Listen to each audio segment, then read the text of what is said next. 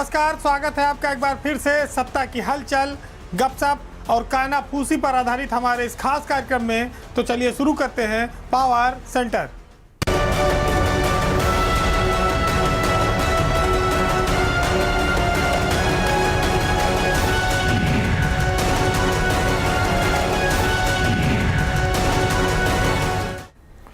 वो जिनकी पहुंच में सब कुछ है, लेकिन जब अपनी बारी आती है तो उन्हें तरसना पड़ता है, इंतज़ार करना पड़ता है और न्याय के लिए दूसरी ओर देखना पड़ता है। हमारे यहाँ कहा जाता है कि अगर देर से कोई न्याय मिले तो वो अन्याय की तरह है। तो उत्तर प्रदेश की सरकार में आईएएस अफसरों के प्रमोशन में भी कुछ इसी तरह के मामले देखने को मिले हैं।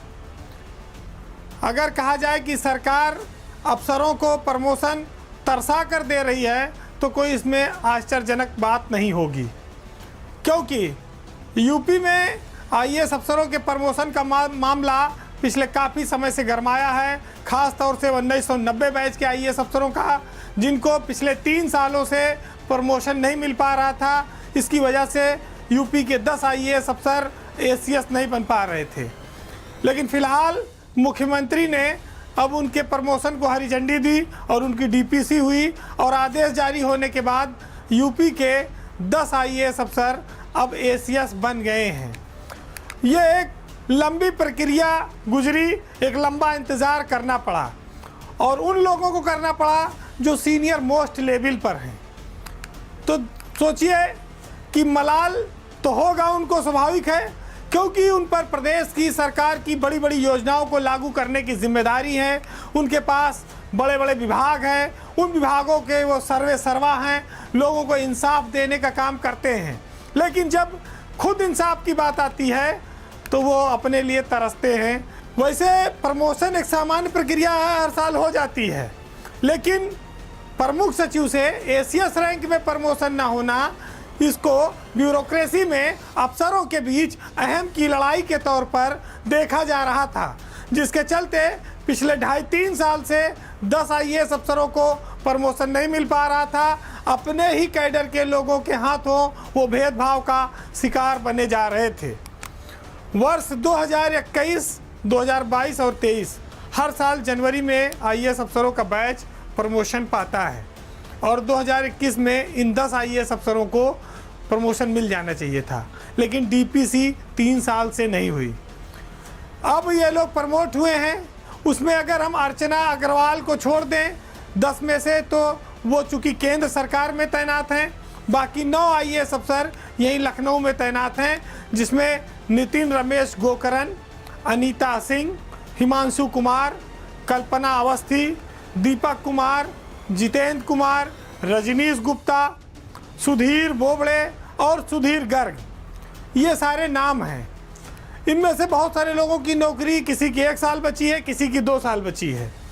लोग नौकरी के अंतिम दौर में हैं, लेकिन प्रमोशन में भेदभाव ने उनके मनोबल पर एक विपरीत असर डाला। कौन है जो उनके प्रमोशन की राह में अब तक रोड़े अटका रहा था? एक चर्चा दबे खाने ये थी कि अगर 1990 बैच के अफसर एसीएस बन गए तो वो पंचम तल में मुख्यमंत्री कार्यालय के पद के दावेदार हो जाएंगे। बताया ये जाता है कि मुख्यमंत्री के जो कार्यालय में एसीएस है इस समय सिर्फ एक है, एसपी गोयल, और एसपी गोयल को यूपी में एसीएस बनने पर 2 अफसरों से ज़्यादा खतरा था कि अगर कोई और एसीएस बन गया तो मुख्यमंत्री एसीएस 2 भी नियुक्त कर सकते हैं अपने यहाँ। उसमें 2 बड़े महत्वपूर्ण नाम हैं। एक नाम है नितिन रमेश गोकरण का, जो आवास के और सेल टैक्स के प्रमुख सचिव थे, अब एसीएस हो गए। और दूसरा नाम है बेसिक और माध्यमिक शिक्षा के प्रमुख सचिव दीपक कुमार का, वो भी आज एसीएस हो गए। ये दोनों अफसर पंचम तल के दावेदार हैं और बताया जाता है कि ये एसीएस ना बन पाए, इसकी वजह से डीपीसी नहीं हो पा रही थी।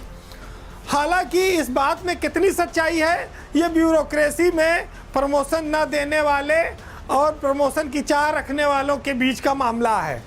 लेकिन जब कोई चर्चा आती है, कहीं कानाफूसी में बात उठती है, तो वो जनता के सामने बात आनी चाहिए। कहते हैं कि कोई चीज़ तरसा के मिली है, उसका स्वाद उतना मीठा नहीं रह गया।